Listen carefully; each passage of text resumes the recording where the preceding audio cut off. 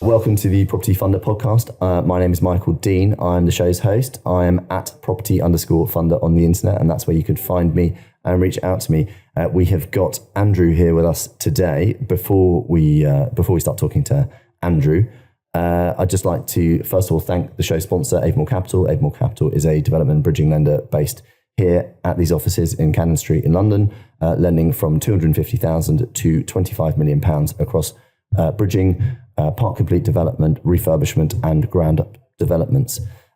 One final bit of housekeeping after we've just thanked Avamore Capital is to say, if you're a new visitor to the show, thank you very much for joining us. If you are not, thank you for coming back as well. I'd really be grateful if you can like and subscribe on wherever you get your podcasts, whether that's YouTube, Spotify, Apple, or any other platform. Give us a 5-star review so we can get more people listening to and watching inspiring content from great business leaders that we've got here today, such as Andrew. Now, Andrew, thank you for putting up with that. Delighted to be here. And just if you could tell people your full name and what you do. I'm Andrew Murray. I work for a company and a company called Morpheus. We are interior designers in the hospitality in the residential space, and I'm also a property developer. Okay, thank you for sharing that. Now, I did a quick LinkedIn search on you to do a bit of background research and entered Andrew Murray. And you got the tennis player. And I got the tennis player. It was the first search that came up. So yeah, I was going to congratulate you on. We're having a joke. We were going to congratulate you on your long-standing career, and that we were really disappointed that Emma Raducanu let you down at the weekend. I get good things and bad things from that. Walking onto an aeroplane is obviously disappointment from all the cabin staff. But once we took the kids to Euro Disney, and they were about, must be about 10 years ago. And it was a busy half term, and we arrived at the Euro Disney Hotel, and it was totally booked. There was not one room spare. And I went up to check in, and they took me off to this VIP area. And basically, we'd been upgraded to the presidential suite, but they couldn't reverse it because there was no other rooms in the whole hotel. So we had these VIP passes with the kids who thought it was absolute heaven. You know, macaroons and champagne on the grand piano in the hotel suite. It was fantastic. So that's been the good Andy Murray experience. Yeah, that's really cool. So I guess the sort of softball opener for you, we had a change of government last week. We're recording on the 9th of July, so 4th of July, Independence Day in the States, and for those left-leaning voters, Independence Day in their own right over here. What's your take on the change of government? Not surprised. No one's surprised by it. No one's surprised, I don't think. I mean, I would class myself as fairly apolitical. I think, we knew that Labour was going to come into power. It was the question of how much, and I think change was needed, definitely. Listening to Rachel Reeves' speech yesterday, which was much more about property and unlocking house building, which is a key part of their mandate. We still have the same concerns, and I'm hoping that she has a solution, because it's all well and good unlocking planning process, but you still need people to build the houses, and I think that's one of the biggest problems we've seen in our business as developers in the last few years is the resource post Brexit, and also you've got to encourage. There's got to be the value of the land be attractive for the house builders. So there's a lot to achieve, and I think they've been wise in saying they're not going to achieve it overnight. But one of the really positive things of last Friday, I thought, was the appointment of James Timpson, of Timpson Shoes. Yes, because that's very much where positivity and resourcing can come from. Is retraining people, is looking at the parole system, looking at the probation system. And you look at Timpson's as a success story of giving people opportunity. So hopefully that, coupled with their aspirations for construction, will tie well together. Yeah, I guess James Timpson's a real shining light of best practice in terms of rehabilitation of offenders and effectively looking at an untapped potential source of workers, many of whom who want to get on and rebuild their lives. So yeah, I think I agree with that. That's a really good really good observation, and thanks for sharing that. I wanted to get back to the Rachel Reeves speech yesterday, and one of my planning consultants, a chap called Andrew Black, he was very enthusiastic and delighted to see it. On the other hand, there's a part of me that saw that announcement, and I couldn't help but think that the planning inspector is going to be very, very busy, because for all the rhetoric of central government wanting to see more house building, the downside of that is that, or the counterpoint to that is that you're still going to experience an enormous amount of local resistance to that, and as you pointed out, a lack of resource in the planning sector more generally means that, well, if you don't have enough planning officers to review the applications, everything's going to get stuck, and a lot of developers, as I have done myself, will end up appealing for non-determination because planning officers have taken too long. Do you think that that's a significant issue there? Yeah, I think so. I mean, they're definitely understaffed through cutbacks and making the career attractive in the public sector. I think, and I might be wrong, I think one of her statements was that she wants to employ 300 more planning officers, which you can't just do overnight, obviously. But you've got to make it attractive as well. Can I just highlight though, 300? That's not going to. Is that going to touch the signs? I mean, no. That's one. Is that one per local authority? We've got a subjective planning regime as opposed to an objective one. So every single planning application, is very generalized comment, is a matter of opinion. Yeah. And that's why, as you experience, lots of things you expect to go through don't go through, and things that you don't expect to go through do go through, which we see all the time. And we had a particularly difficult. It wasn't difficult. We had a change of use for a client last year in Mayfair. And the planning application got completely caught up in the new health and safety executive with the regulations that were coming through post Grenville, which were of course needed.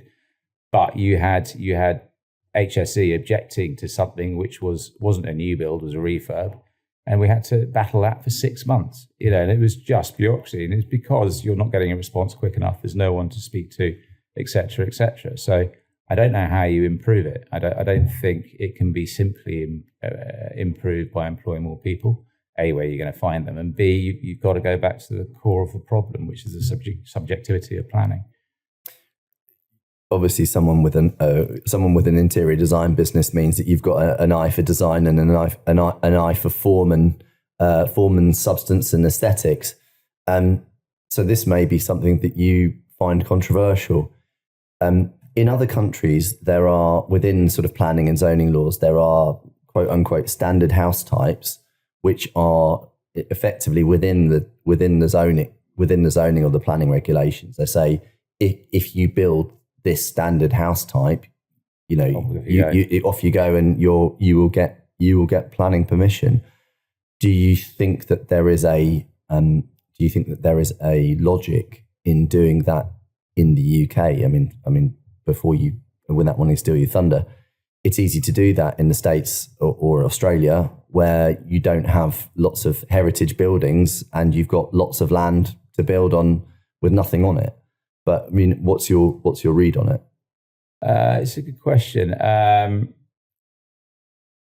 think obviously we've got the scarcity of land, and land needs to be protected.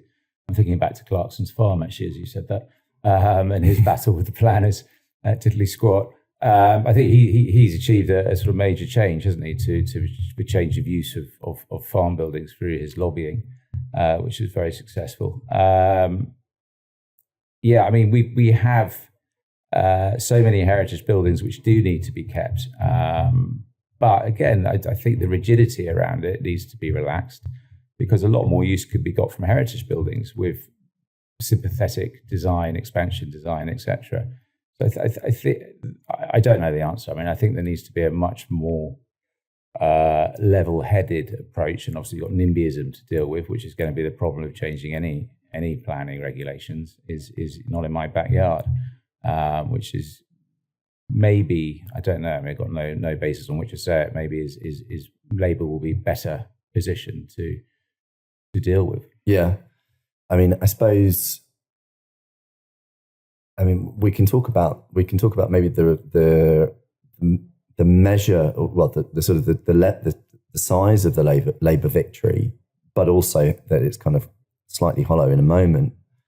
But core Labour support is in urban areas, for the most part, which is obviously not where Greenbelt is. Most urban areas lack housing, and most Labour supporters probably feel that they need more housing.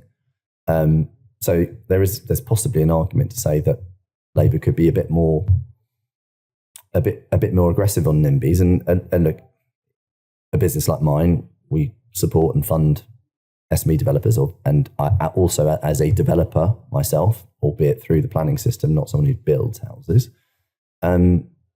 we also benefit from that sort of attack on NIMBYism, to go more YIMBY than NIMBY, right? That definitely benefits us. So it's a funny one. I think that one of the other things, though, that I've said it a few times now on this podcast in the conversations that we've had, is that for as progressive as Labour might want to be in around the planning system, there are environmental regulations that they are only going to strengthen, and other barriers to development, such as 106 contributions, affordable housing, SIL, what have you. Labour have got a central government and local government black hole that they need to resolve, and they are probably going to look at housing as another tool for achieving that. Do you think that's one of those sort of gives with one hand, takes away with the other? Yeah, I mean, potential threat. I think you just touched on it there with infrastructure. I mean, I'm not a big developer. I'm a sort of single unit developer, so I'm not a house builder as such. But where I lived down in Sussex, I think it was about 4 years ago, they put a complete stop to new build house building as part of the building regs, because they'd run out of water. So I think you can have these great wishes for building new houses, but I think what everyone, a layman or whatever, doesn't realise is everything else that goes with it. You've got to have the infrastructure. You've got to have the electricity. We've got a power grid that has been designed and built to take electricity from fossil fuel power stations. The wires aren't thick enough necessarily where you want to have nuclear or you want to have alternative energy. So you've actually got to rebuild the national grid. We know about river pollution. You've got to get water to these sites, and these sites in Sussex, they just ran the water table dry. Was it 2 or 3 years ago we had that drought? I remember having to go and collect water from Horsham in bottles from the council because we ran out of water. Yeah. And then you've got the sense of place. I mean, I'm quite interested in the whole sense of place and how you make a community. I've been doing quite a lot of reading about it. And, you've got to have the schools, you've got to have the hospitals, you've got to have all this extra capacity, which that's the bit that's got to be encouraged. The developer can go and build houses and he can get his S106 to do a bit of this and a bit of that. But it's the coordinated bit, and it's allowing those resources to be properly released, I guess. Just hearing you say that out loud, and obviously you're talking about Sussex, obviously part of the southeast London commuter belt, there's a lot of renewable energy. As someone who owns some family owns some wind turbines in northeast Scotland, also quite a wet place. Yeah. Is it that Scotland or Sussex? Sussex is bloody wet. I think there's not much of the UK that hasn't been wet recently. As I played a tennis match in the rain last night. But is part of the issue though that we're still too economically reliant on London and the southeast, and actually do we need to relocate that sort of economic centre of mass further north?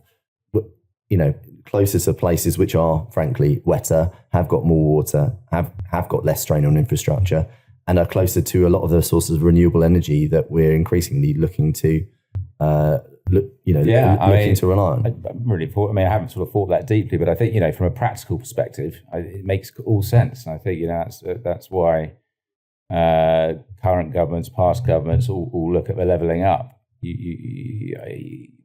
But because conversely, just thinking out loud, there seems to be this natural tension to fight London and the Southeast as opposed to embrace it and reverberate off it. Yeah. So I don't know, don't know the answer, but it sometimes seems to me that you're sort of fighting it for the sake of fighting it. Yeah. In fact, why don't we embrace it a bit more and spread from it like a ripple of a stone on a pond type thing, as opposed to having to move everything around, which doesn't seem to work in my lifetime. I haven't seen the success of it.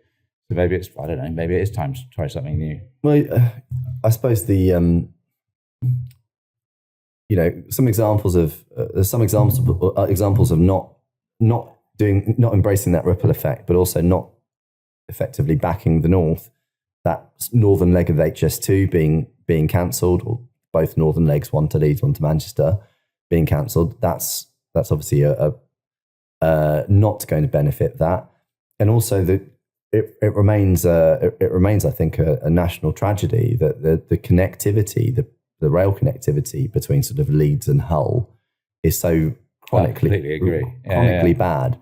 And if you don't have that transport infrastructure, you've got the ability to have a London-sized metropolis, that kind of sort of trans-Pennine metropolis, that where you could build a lot of houses. You don't have, you've got less strain on the general infrastructure.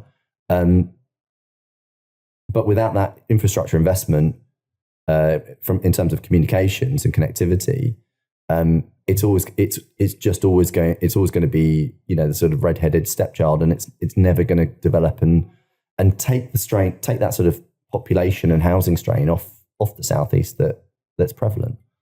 Yeah, I agree. I mean, I don't know much about the politics of it, but it seems to me that these should be running these things concurrently. Throughout my life, one's been at the cost of the other. It's either London's doing well or trying to get the rest of the country. It's either or. And obviously there isn't enough cash to do both simultaneously, but both should be celebrated concurrently, I think. Yeah. You should be the infrastructure is appalling. It's not the worst in the world, but it is appalling, and there should be a long-term plan to improve it as a 20-year plan. But I don't think it should be at the cost of promoting the city, because the city, London, the southeast, is ultimately going to finance that in the short term. So that should be celebrated more, and it shouldn't be seen as the bad child. Well, that's an interesting point that you make there. And I don't think there's going to be lots of our audience or people in the country, playing too many violins for these people. But one of the things that is very hotly mooted by the Labour government is the approach, is their treatment of the private equity industry, and the treatment of carried interest as income rather than a capital gain. And a lot of the private equity industry is now drawing up plans to relocate to more tax, potentially more tax beneficial jurisdictions. What's your read on that in terms of, as someone who doesn't occupy the private equity industry, but private equity being part of that sort of financial services wealth and value creation ecosystem? Yeah, I mean, again, it's not my field or much knowledge in it, but again, going back to growth, I mean, the Labour headline is to get growth over the next 5 years. Yeah. And if you look at everything that comes off growth, you've got to have the investment, and you've got to encourage entrepreneurialism. You've got to encourage equity. So it seems at odds with their plan. Yeah. You need to have a horizon. You need to have a playing field where opportunity can grow. It's the only way to get growth. I mean, growth has got to come from opportunity and investment. We were discussing off air that your firm has been going for over 30 years now. You founded Morpheus in 1993. At some point, you might want to exit the business. You might want to have some sort of capital event. Yeah. There is the possibility that Labour will introduce will harmonise CGT and income tax rates. In which case, you may be dissuaded from doing so. But also, we're looking at that there is the possibility that also creates a disincentive for entrepreneurs or entrepreneurial people to set up businesses in this country or headquartered in this country. I mean, is that something that's playing on your mind, or you think about too much? Not really. And maybe that's naive of me. I think I set up a business not to have an exit. And I think I'm just thinking around some of my sort of friends and colleagues who've set up businesses. I think in my sector, a lot of people have set it up from a passion or just grown organically.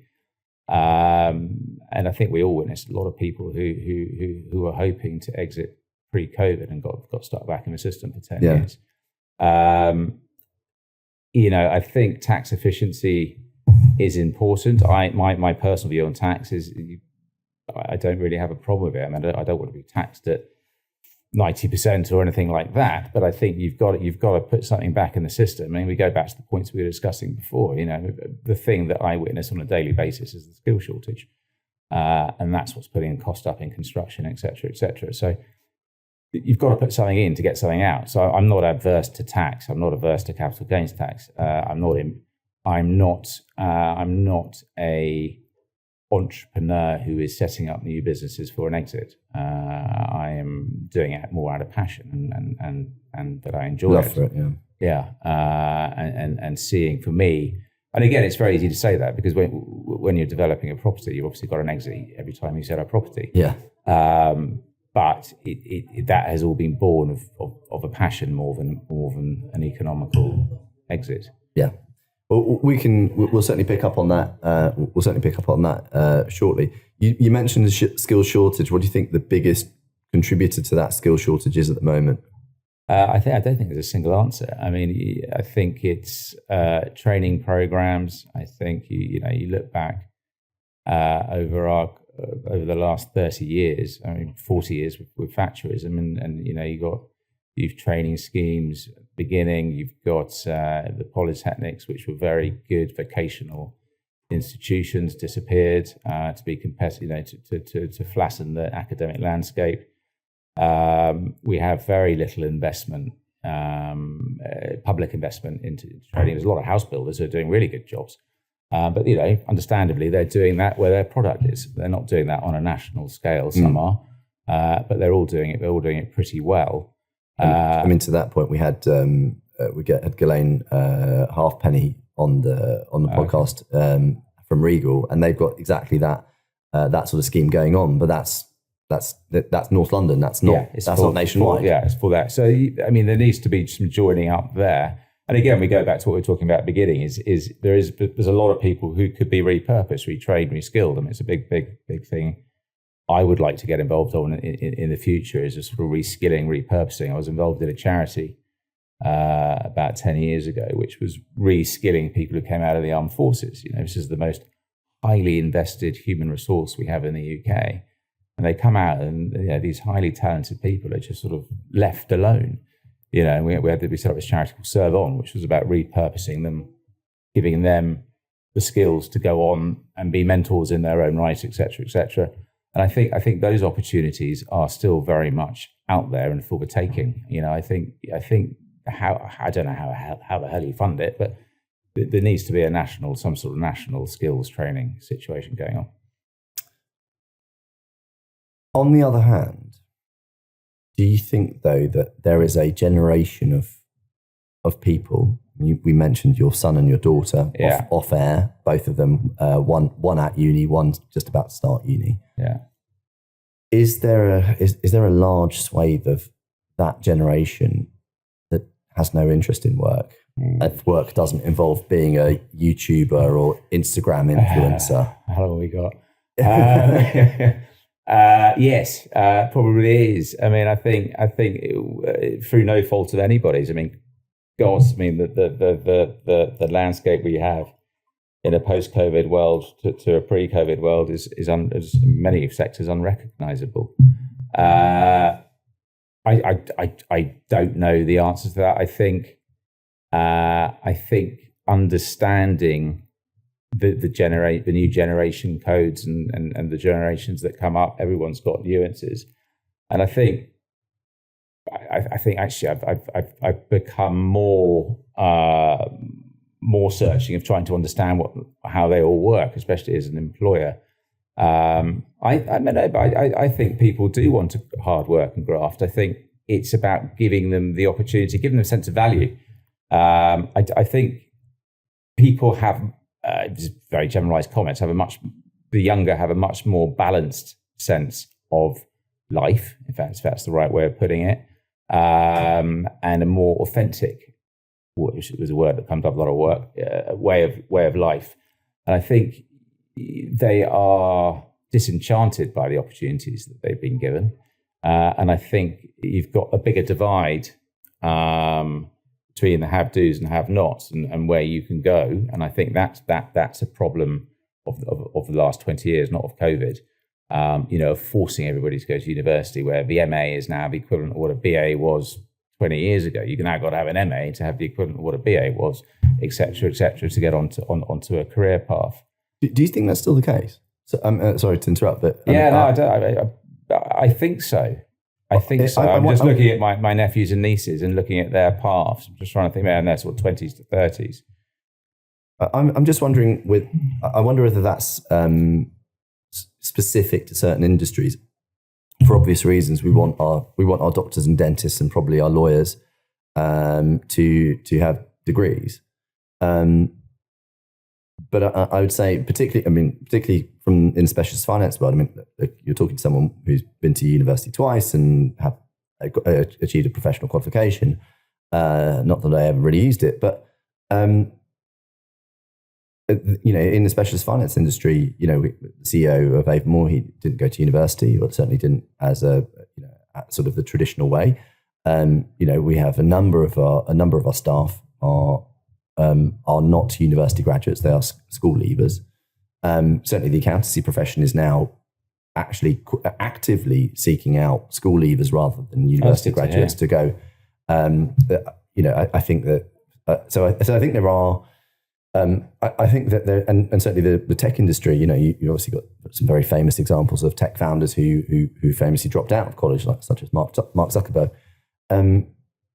There does seem to be, from my perspective, an increasing lack of need to go to university. But I just wonder whether it's within certain professions. That you may be right, and maybe I'm 3 years ahead of actually seeing it come out. I think. I'm also somebody who dropped out of university. I dropped out doing economics to become a cabinet maker. So, and as I said earlier, I'm a big believer in vocational skills, and I think some people are set for academia and the paths that follows, and obviously there's medicine, there's law, and there's high finance, which you could say accountancy, whatever, do need them. But I'm a big believer in learning on the job and having vocational training. I think university has a place. I don't agree that you need the BA, the MA, or whatever you do to get it. I just think it's there, and I think that those hurdles are getting harder for people who want to follow those routes. Yeah. There's a friend of my daughter's who is hyper intelligent, wants to be a doctor, and he has got into medical school but struggled. And you go, why is there those barriers? Why is it so hard when we need to be celebrating these people and actually making it accessible to more people? So I think it's getting the balance of going back to supporting people on the job, encouraging employers to have investment from government in putting people into work schemes with training. I think there's a hell of a lot that can be done, which is much more hands-on and practical, and then fills those. You've got big gaps of areas where there are no skills, and we just work out how to start filling them.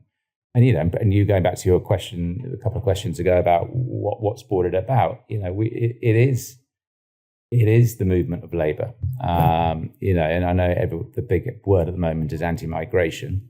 I don't necessarily. I think it's a huge misnomer. I think people. I don't think people understand how migration is made. Yeah. The people who are coming across it illegally wouldn't fill Chelsea football stadium, but the people. I mean, the biggest problem we've got, I think, is letting too many people come into our university places. So that's where the massive migration figures are. Is in foreign students who are then stopping our kids getting the opportunities. I think we're seeing that more and more, and the limited opportunities. There needs to be more breadth of opportunity. That's interesting observation there. You mentioned that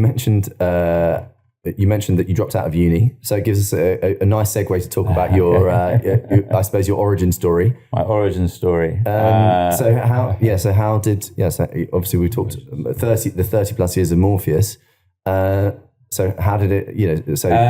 Talk us from uni onwards. Well, it starts earlier than that. I was very lucky to go to a very outward bound prep school, where health and safety certainly didn't figure. I mean, we were in the metal forge and on the wood lathes at the age of 9.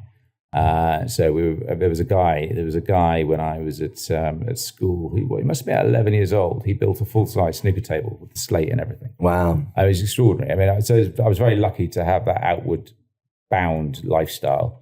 And is that school still that way, or has it I think all that sort of stuff you can't do anymore. Yeah. I mean, I think 14 is probably the earliest you go onto a wood lathe. And then I had a holiday job in the sixth form between the two sixth form years, where I think it's my father. He persuaded a friend of his to let me and my team redecorate an office block in London, which was just over Albert Bridge. As you go over Albert Bridge, it was the building. It's since been demolished, not because of my work, I hope. On the right, which is now a property. But so I put together a team of guys from school. I remember typing out the first quote at school, and that was my first sort of foray into the deep end of sort of refurb, as it were. Was redecorating this office block in my Christmas holidays, and slightly making it up on the hoof. Well, totally, I suppose, really. And I remember one incident, I had to wallpaper the boardroom, and most of it I've learned through common sense, but I had no one had told me that I needed to trim the wallpaper before it dried. So I'd left all the wallpaper on the skirting boards, went back next day, and it all completely set to stone. So I had to sort of just peel it all off. But 70% of the project went well. So then I left school after A levels and did a year of cabinet making. It was really sort of picking up what I learned at school and sort of fitting, kitchens, doing joinery, wardrobes for clients, sort of friends of friends. And then went to a high street bank and took out a business loan and bought some kits, bought a vehicle, etc., etc. And then 2 years in, I thought actually I do actually need to do something solidifying. So I went to UEA to do economics, but unfortunately, and the bank had said to me, "We'll put your business loan on hold." But on the second term, they said, "No, we're going to call it in now." So I had to go. The summer term, I spent working in London in the week time, and then going up to UEA and doing my coursework at the weekend, and it just wasn't sustainable. So I left UEA to build the business up. I left UEA to pay off the loan. And when I'd done that 2 years later, I thought I need to have a break, proper year off. So I applied to Mark Warner to do a skiing season as a chalet boy. I got the job and was expecting to go out in November. And then they rang me in October and said, "Do you know that we have a pub division?" I said, "I had no idea you had a pub division." So basically, they own a number of bars and restaurants in the French Alps. And the guy who was the handyman, for choice of a better word, out there had jumped off a cliff with a parachute and unfortunately broken his back in October. So they were in desperate need of somebody to come out and sort of, do some general maintenance ahead of the season opening. So I rocked up in Maribel in October, in 1990 or 92 or something, and was put to work pretty quickly doing sort of, repairing bar flaps, repairing bars, flooring, etc., etc. And they had a fit out team who were there, a New Zealand fit out team who were fitting out 3 bars and restaurants in readiness for the new season. So it was 1 nightclub, 1 pub, and a restaurant. And these guys went AWOL overnight. And the guys running the gig were absolutely stressed to the max. And I don't know what to say. I just said to them, look, I can do this. Just give me the team. Let me employ a team. So from the sort of local guys who were coming in to begin the season, I put a team together of about 10 people and we smashed it. And we were working sort of 19, 20-hour days, but we completely refurbed these 3 bars and restaurants. And then, so when I got back, I had nothing to do with the rest of the season, which was great. So they paid your money and you just skied? Yeah, it was brilliant. And then got back, and I think 5 of those guys I went into business with, and we set up a construction company, which was Morpheus. A friend of mine came up with a name. 2 origins of Morpheus. One was the God of Dreams, which is the more classical interpretation, and one was Tony Hart's Morph. Do you remember the little character? Yeah. Who could sort of change into anything. So it was a sort of basis of those 2, and I persuaded an architect, a guy called Dominic Warren, who, huge thanks to, he took faith in me, and he let me do one of his clients' conversions of a sort of 6-bedroom house in St Michael's Road in Stockwell. So I was about 23 and running this construction company that was doing this conversion. It was the KLF. Do you remember the KLF? Yeah. It was their old house. It was a squat. Right. We went straight up to chimney to see if we could find any £50 notes being burned. There were none there. So that and then that began, and then from there, at the age of about 25, I met a guy called Richard Felby. Well, he was a friend of a friend. And he became my first mentor. So he was running a company in Mayfair called Charles Street Estates, and they had sort of 50 service departments, which they were sort of turning their portfolio over, running the whole management company. So in addresses we would now associate with the sort of very high end of Mayfair. I mean, literally scattered everywhere. So he took me under his wing, and I became the sort of project manager, the design manager, the head in-house design. And we turned these things over pretty quickly. And so I was getting, at a very young age, not very young age, early 20s, I was getting a taste of luxury residential, and also the expectations of what is now branded residences. Because those early service apartments were what we would now look as unbranded, branded residences. So you were seeing how things had to functionally work, how things had to look, and it was a great learning curve. And this guy was very tenacious. He would take the difficult as opportunities and make something out of them. So it was a great learning curve. And then they sold their portfolio and started to go into property developments, big things like sort of 15,000 square foot duplexes on Park Lane. And I got to do the development management. I got to do the project management, the construction. So it sort of grew organically that way. And we were working with great designers like Michael Reeves, Nicky Haslam we had on that penthouse. So I was really getting a baptism of fire before I was even 30 in all of these different sort of avenues of luxury. Amazing. And then, so where, I suppose, how did, no pun intended, but how did it morph into the... I use it a lot. Yeah. How did it morph into the Morpheus of today? How did he progress it? So I think, I was clearly doing a lot of development management for others. And I think I had a great client, Nick, whose house I'd done up for him in Kensington. And I thought, actually, I want to give this a crack myself. I want to become the developer. And Dickie Felby had always encouraged me to do it. He said, you've got the brain for it, the sort of practical development. So from the practical side, I see it as two different sides of development. There's the builder practical side, and then there's the financial side. I'm the practical side. And so we bought some properties in Peterborough Estate in Fulham, which was one of the early ones with Lions Houses, and then we did something on Drayton Gardens.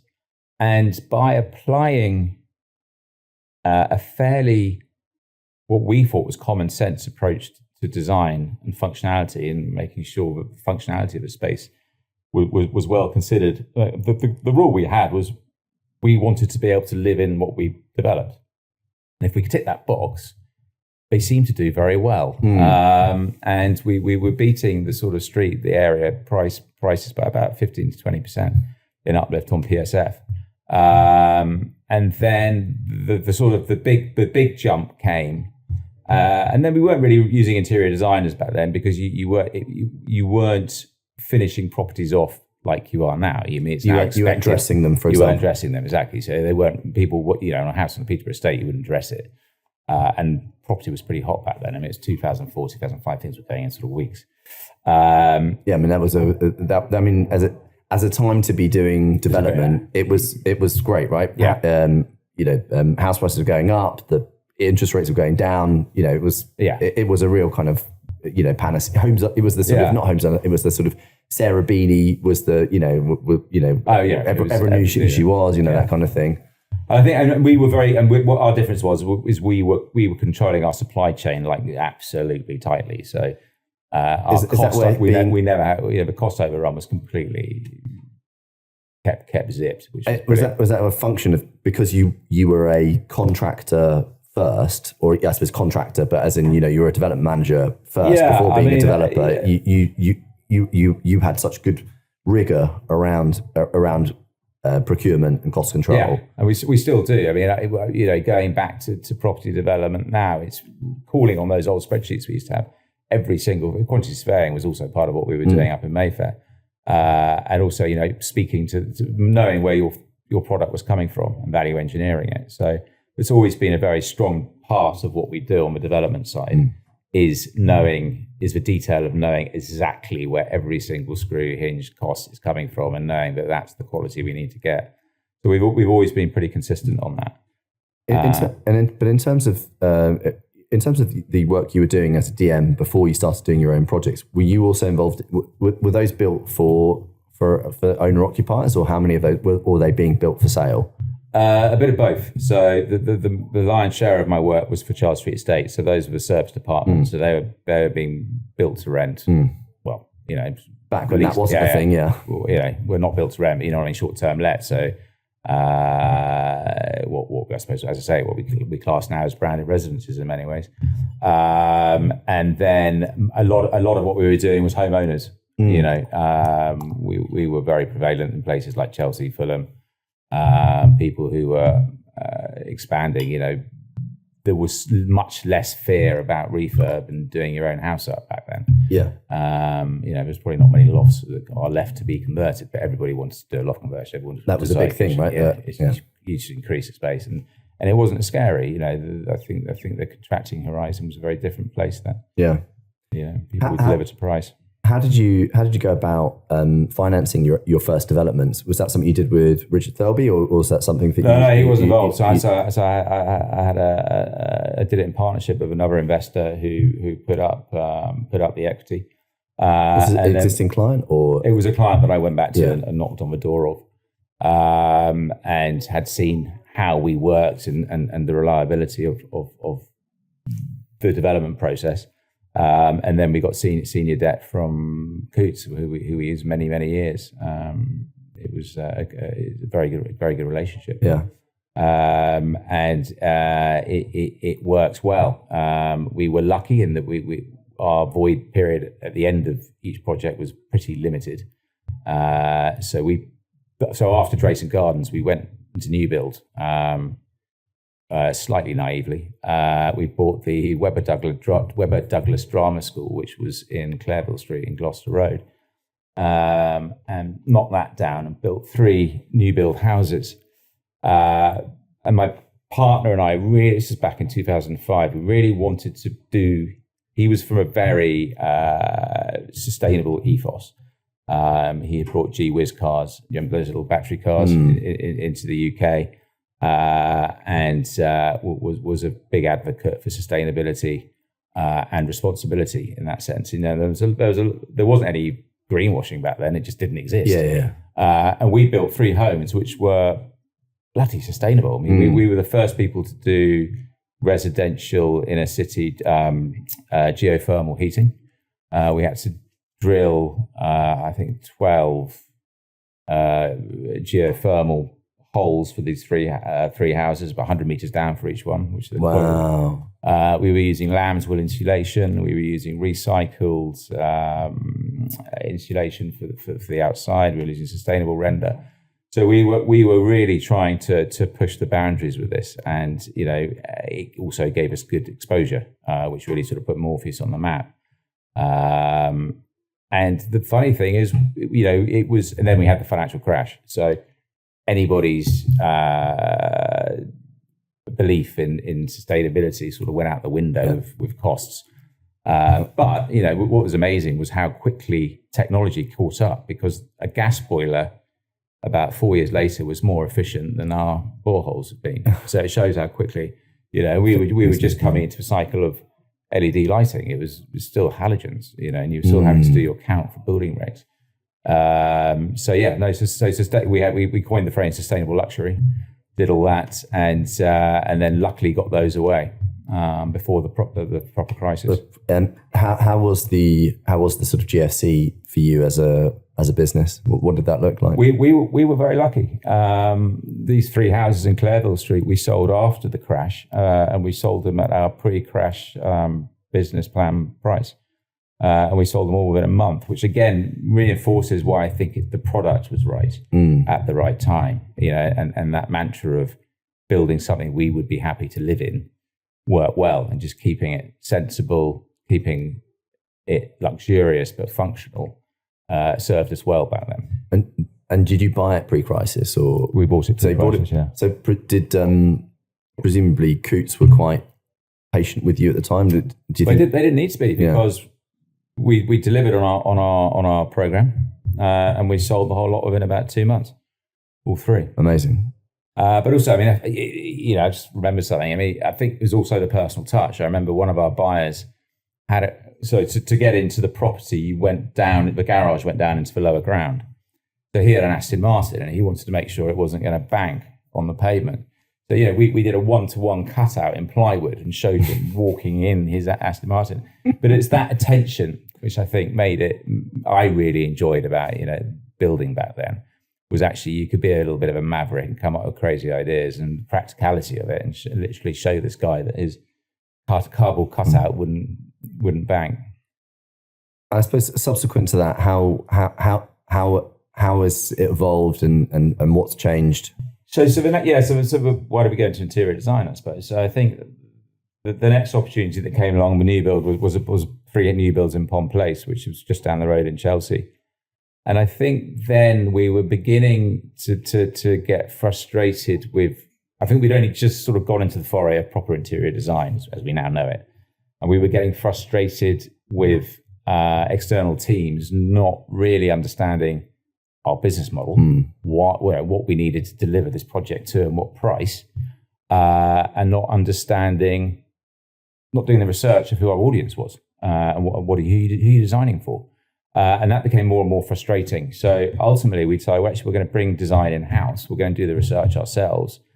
And that became our design business model, which we still use, is the designers and ourselves very much research for our clients. Who's your audience? And then what do you want to achieve with this property? What are your financial variables? What's your budget? How are you going to deliver this?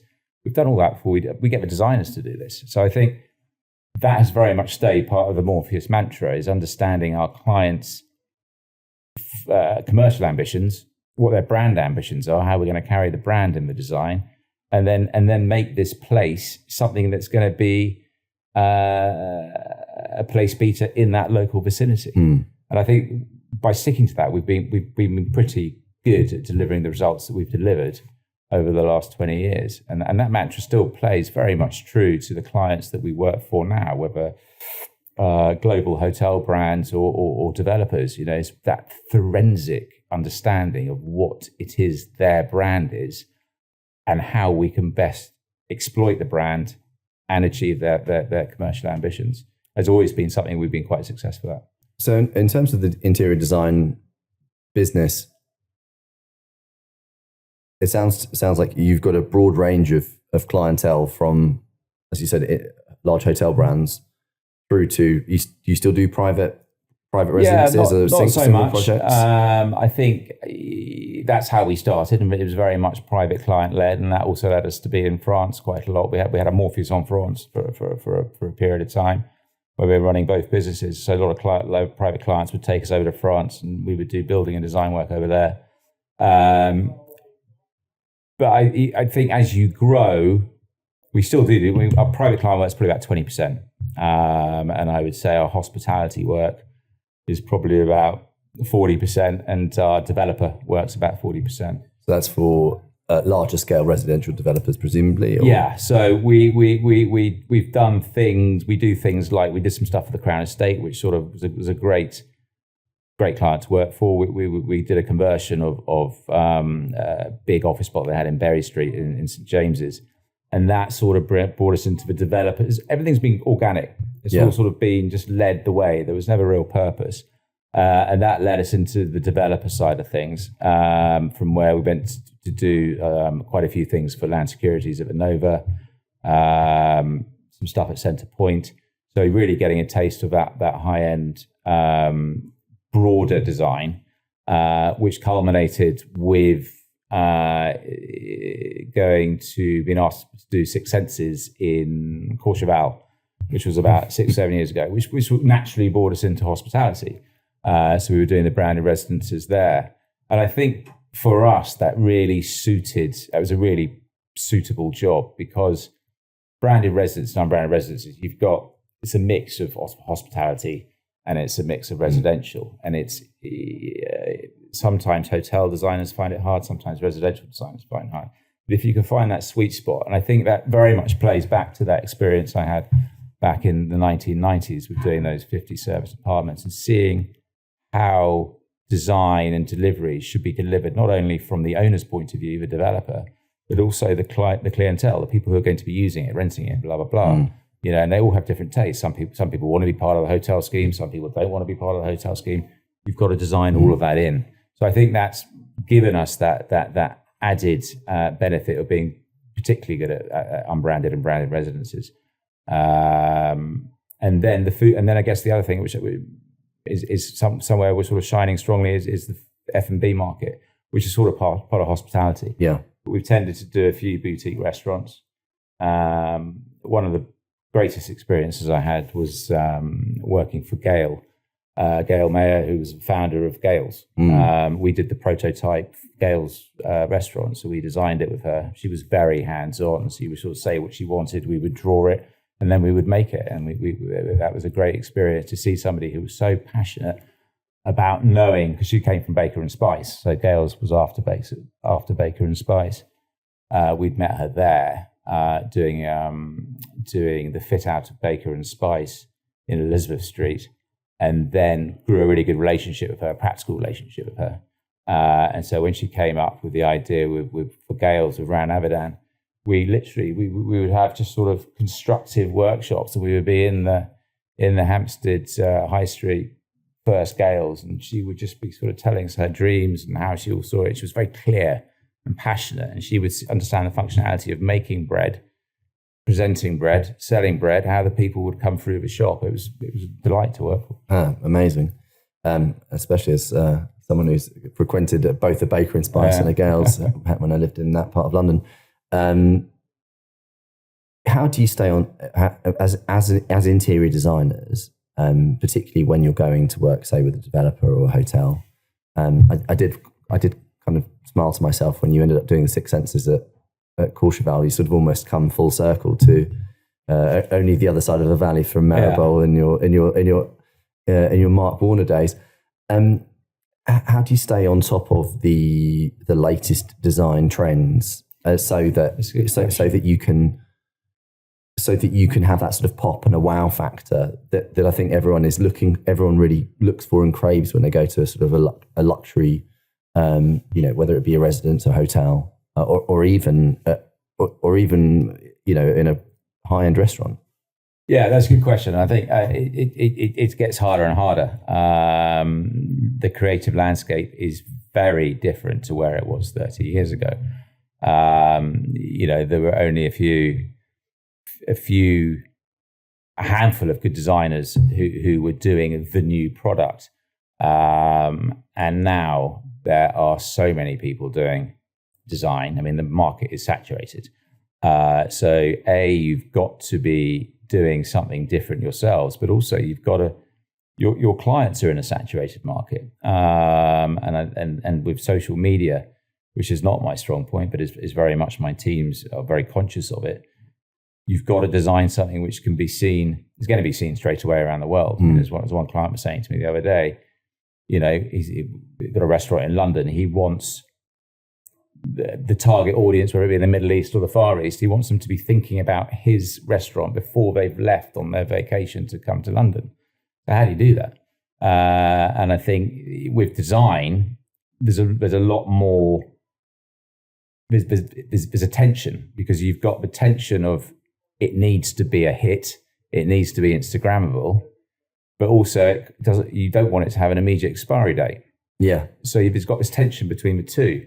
There isn't necessarily an answer, but it's something that I think the interrogation we do as designers internally, and the process and the protocol is what shapes that. You've got to be constantly challenging your colleagues and thinking from your client's perspective. You're not designing for yourself. You're designing for your client. You're designing for their brand, and you're designing for the success of their marketing. And so you've got to be constantly thinking from their point of view. You've got to be constantly standing in the moccasins of the other person, et cetera, et cetera. And that's what we can only do that as much as we can do it. And we are trying to avoid faddishness. We don't want to design something for a client which is going to be dead in the water in a year and forgotten about, and something else has come along. You've got to have those highlights. You've got to have that.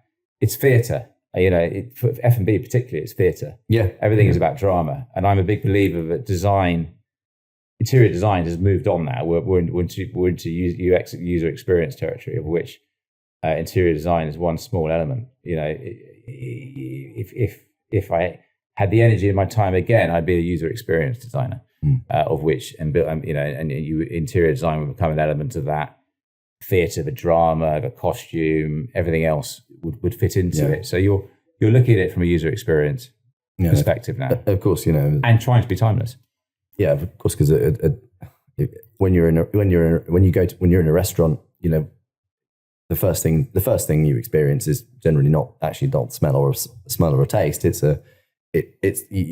You've reminded me, actually, when we first went into design, and we had a significant number of designers, like 10 of us. I think I took all 10 of them to the Fat Duck in Bray, because I wanted them to experience a holistic approach to the user experience.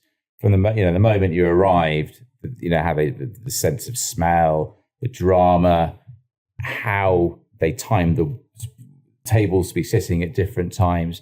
Every single component of the Fat Duck by Heston was done so holistically and cohesively. But that experience, you remember till the day you die, from having headphones in, eating a seafood course, to the sort of the gummy bears you get at the end. I mean, it was a nuts experience. And I took a lady who just started working for us, who was our graphic designer, and she's still 10, 15 years on is talking about that experience. She's now back in Italy, but that was for her a monumental experience and something she was already very creative at. And she went to make amazing things for the Morpheus brand, which was it started from that experience. It's funny how that kind of thing can spark an inspiration. Yeah. I mean, my one experience of the Fat Duck, which was a very poor student at the time, over 20 years ago, was the thing that I always remember I mean, I remember most of it. I remember most of what we ate, but the thing that I will remember is that they gave us these after dinner mints, and they had like it was like a kind of mint chocolate. I think it was, and they put some sort of, I think it was like a sort of, maybe not bovril, but like a lamb, kind of like a lamb bovril. So you had it was sort of lamb and mint sauce chocolates. It was, you wouldn't choose to, you wouldn't choose to eat it, it stays with you. And it is all part of the theatre and the drama. You talked about a saturated market and design world. And actually, as you were talking about it, I was thinking about artificial intelligence. And obviously, I'm a heavy user of ChatGPT myself for a variety of different things. It's quite funny. A friend of mine did a LinkedIn post yesterday, and I messaged him after and said, just so you know, when you do those bullet points in LinkedIn with an emoji after it, it's obvious that that's done by ChatGPT. He's like, oops, I wasn't feeling very creative this morning. What's the? I don't want to talk. Well, we can talk about the threat of AI on a business like yours, but actually, how do you but maybe we can talk about it in a positive sense. How do you leverage AI, or how can you leverage AI to benefit a business like yours going forwards? It's a good question. I mean, I use it in the administration side of business. I was doing an interview the other day for a position at Morpheus, and I was running late, and I hadn't reviewed anything, and I scanned in 3 CVs and the job spec. It gave me a pretty impressive set of questions tailored to each of those candidates in seconds. That's amazing. I was like, wow, that's amazing. And sort of said what the suitability would be. And then the team are, I mean, we can spend on a CGI, traditional CGI, you've got to have the right computer. It's going to render it overnight, and if you've got to do a change, it can take weeks, days.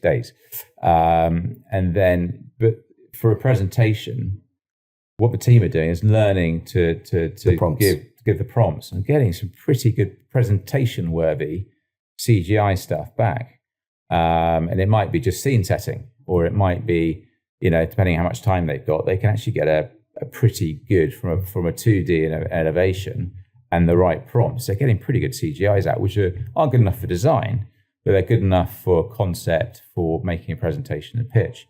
And you wouldn't do that. So I think I'm a big believer in don't fight it, find how it can complement you. I think there's a lot of stuff you see out there which comes from AI. It's not buildable, so I think you'll never lose the creative skill set. I once asked a couple of weeks ago, I asked it to do. I was mucking around with it, saying do a hallway of a staircase. The staircase went into itself. It was it doesn't have that 3-dimensional logic. Of course, it will do one day, but I think it's about working with it. I don't feel that creativity in itself is threatened. I think it will be complemented. I think I agree with that. Actually, yeah, I think you need, because creativity comes from, most of it comes from experience. Obviously, it's nature, nurture, and experience. I can't see AI ever getting to that level. Well, I think also, we have 8 billion people on the planet with a sort of an almost endless amount of imagination. We've all, with imagination, and you have people who have, very special, very, people with neurodiversity, for example. We were talking about this with Jamie Waller a few weeks ago. Someone with a neurodiverse background, as one example, is going to get sparks of inspiration that I think. Who's to say, it's the old, million monkeys on a million typewriters, and all the rest of it. But who's to say you couldn't eventually get AI that could generate something like that? But, I think if you maybe have AI working in tandem with people, AI could kind of imagine one thing, but then you the creative mind of a person that takes something that AI might produce and have sparks of ideas around that. I think it's a potentially very exciting time. It's a great prompt. Yeah, I'm doing a course at the moment, and it's a great prompt. It can do research for you quickly. you can't use it for plagiarism because it doesn't get to the level that you need it for. But you can go, right, scan that, tell me what the bullets are from that, so you can take that across to your essay or whatever. And it just saves time. Well, also, I've used it very heavily for coding. You know, we've been building prototype packages that we're using in the business that ultimately save the team time and effort, and will ultimately make us a more efficient, effective business. A more predictable business from our customers' perspective. You know, obviously making credit decisions. So I think it's a very powerful tool, and it's, you know, you can either fight the wave, or you can ride it. So what does the future look like for Morpheus? What does the future look like for you? Obviously, still relatively young man, so you know there's still got plenty of young. Relatively, you've still got lots of songs left to sing in you from a professional standpoint. What are your aspirations? Yeah, it's funny. I mean, because you talk about the Sixth Senses going full circle round back to starting off in Maribel 30 years ago. My happiest moments are when I'm hands-on and being practical. So I definitely see myself almost going a full circle on the development side, back to a more practical approach, getting involved, hands-on, well, not literally hands-on, but choosing, specifying, blah, blah, blah. So that I will do till the day I can't do it. I mean, that's my love of being practical. For Morpheus design, we need to become authentic to what we originally did. I think as you grow, there's many challenges as business owners that you get drawn this way, you get drawn that way. You think that you should be keeping up with the Joneses, especially as I was saying earlier, in a landscape which is pretty saturated. But as I sort of get not older, but not necessarily wiser, I think you've got to go back to your core beliefs, your core values, and amplify those. So, you know, we're still very much in a growth set for Morpheus. I think we need to capitalize on our skills, and it's very much, as I was explaining earlier, about really working with clients who need you to understand, who need you to be forensic, who need you to amplify their ambitions. So some clients who just don't need that. So they're kind of like, look, this is my budget. I just want it as cheap. I want to do this cheaply and as quickly as possible. And that's not for us. That's not for you. That's not for us. We want people who want us to properly understand their brand ambitions, understand their market, want a quality product which has been well considered and value engineered, but wouldn't necessarily use the word cheap. And we're not going to be someone who's going to do a 1,000-unit hotel. Yeah. We don't have the resource for that. We're not an 80 strong, nor do we want to be an 80 strong. There are people who are better suited for that. We're there for people, almost getting back to the point of creating the reason for that destination to be there. You know, one of our very successful projects was Club 39 in Monaco, where the client knew that he wanted to have a sort of fitness thing, but didn't know quite what it was. So we worked with him to create the DNA of what became a sort of private members fitness club. That's where we work best, where we get fully engaged and are collaborating with the client. Is that how you define success? Is that how you define success? The client satisfaction? Or, yes, yeah. It's giving something to the client that they couldn't have had without you. Yeah, that makes sense. Yeah. If not for your input, they would never have had this. Or they'd have had something else which was not exceptional. Yeah. And I think for me, that success is being able to say, I've given you something exceptional.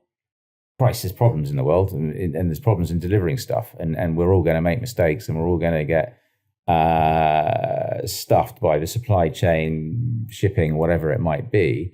But if we've done the best we can do, and we've really done the best we can do with the design and the delivery, that makes me happy. Yeah, that's success. Yeah, and I guess some clients don't want that, and I've learned that the hard way. Because some clients just they're more corporate, they're more commercial, and you've got to let them. You got to say, well, that's not Morpheus. We aren't best suited to you, which is tricky because when you're growing, you try and chase everything. Yeah, I dare say with the way I approach commercial ventures, we might not necessarily be a natural fit, I'm afraid. Fair enough. But maybe for my forever house, maybe it's a different thing. Do you think? Do you look also at designs that you've done 15, 20 years ago, and that still look contemporary, still look current? Is that also an important measure of success? Yeah, definitely. I mentioned Michael Reeves. When I started first getting in development management of the bigger units in Mayfair, he was employed by Charles Street Estates as their designer, and he was very timeless. And I look back at some of the photographs of the job we did in Culver Street, which was about 12,000 square foot, and you look at it and you go, that is, apart from the obvious things, that is pretty timeless. I think I can see that in most of the stuff we've done, that it's still very relevant. Things change, which you don't see. I mean, the technology thing went into sort of catastrophe mode with the amount of technology people used to put into houses 10, 15 years ago. And you'd have a sort of control panel on your wall. I think nicely we've come back the other way. The guts of technology is there, but the simplicity of the user interface has got much simpler and more confident. I suppose it helps having smartphones and as one thing, not needing to have these great big panels. Yeah. But starting to sort of start the wind down a little bit. Are there any particular lifestyle components that help give you kind of inspiration and inspiration for the designs that you do? Do do things like travel? For one thing, do you do a lot of traveling and does that give you inspiration for design? Or yeah, I think so. I think again, we're going back to social media as well. I mean, your spectrum is so vast that I think hotels have very much influenced residential. I love a good hotel room. It's a very functional use of space. And you often see yourself taking a picture of this, that, and the other in the hotel room, which you think, oh, that's a great detail.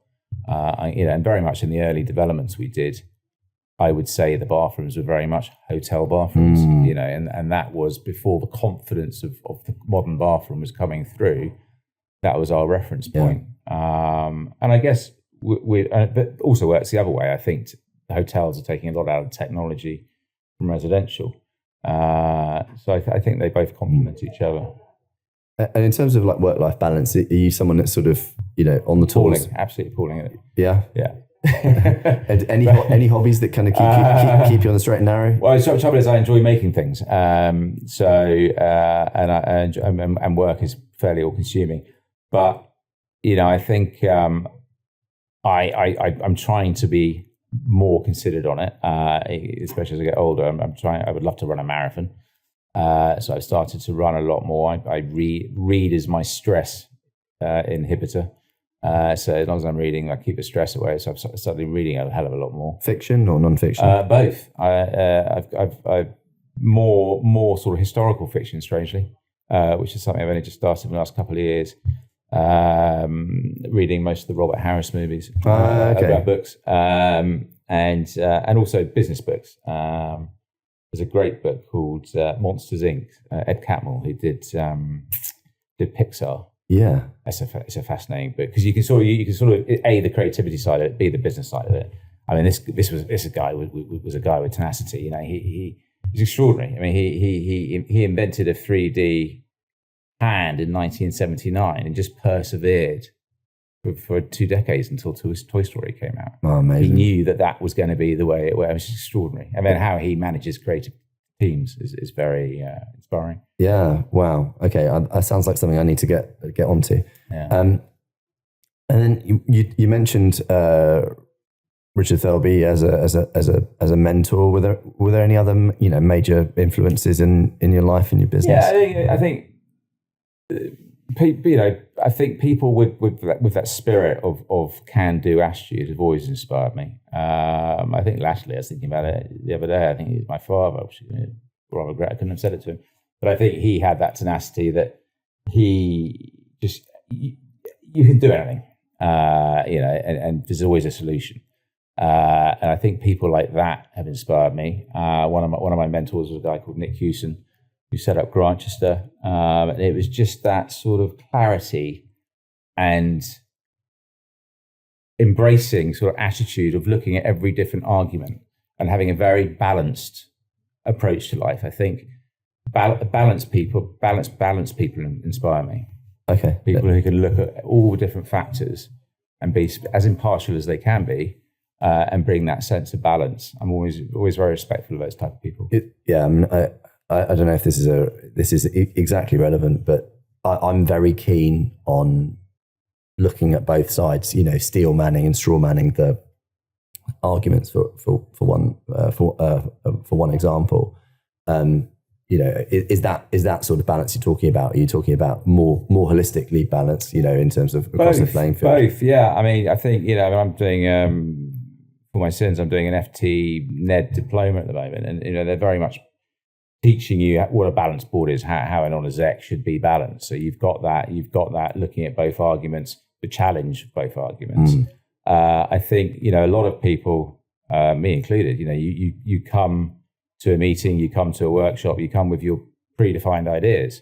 And I think the more I look back now and look at the people who actually come with a pretty open mind and allow themselves to have an idea and opinion they're strong people, don't get me wrong, but allow themselves to have something that grows during the session, during the time, during the project, are the people I have seen being the most successful, but also have that bloody minded tenacity. The sort of Richard Bransons of the world. Sure. F it, I'm going to do it anyway. You know what I mean? Yeah. It's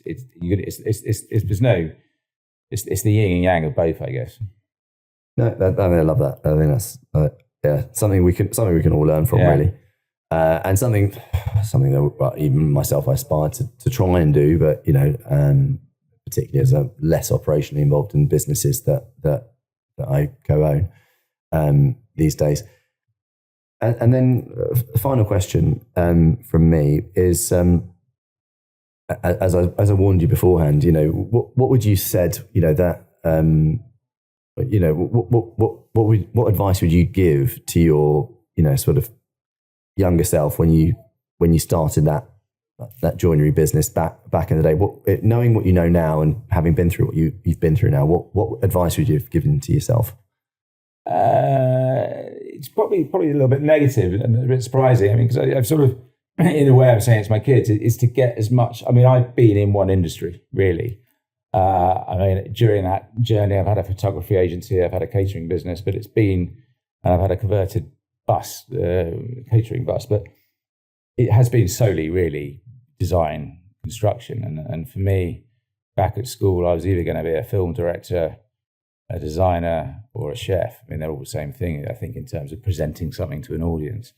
But what I said to my kids is try and get as many different experiences as you can, because I've really been in one arena, and I think it's a bit narrow, and so there's no regret. But in terms of giving advice to my own children, have a look at everything. Have as much experience as you can, grow your network, and experiment.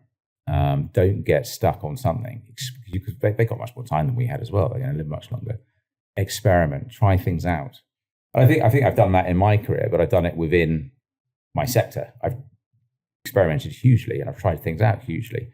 And I've learned on the tools. I've learned through trial and error pretty much everything. But I think to do it on a broader spectrum. I'd love to know. There's lots of things. There's one of the reasons I'm doing the FT courses is to bring polish to what I've learned the rough way. Yeah.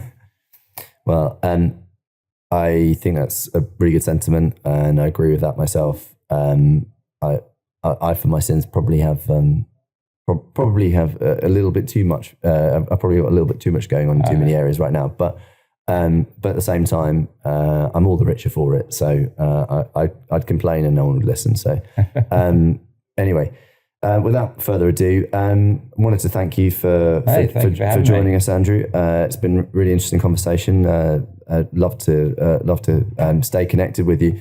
For our audience who'd like to connect with you or hear more from you or hear about you, you did mention that you're not great at social media, but if there's a way someone could reach out to you, what's your preferred method of connection? I guess probably LinkedIn. LinkedIn, yeah.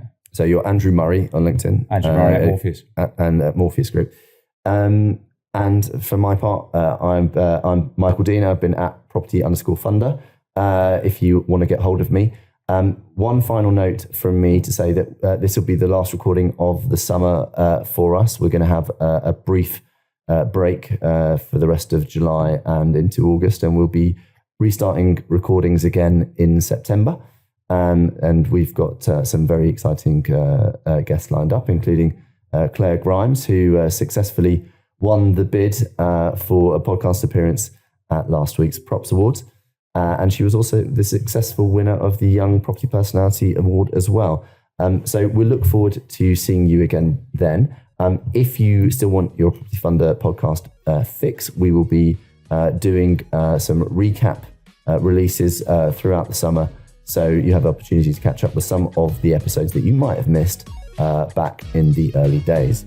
But anyway, without further ado, thank you very much, Andrew. Thank you to our audience, and we'll talk to you again soon. Thank you. Cheers.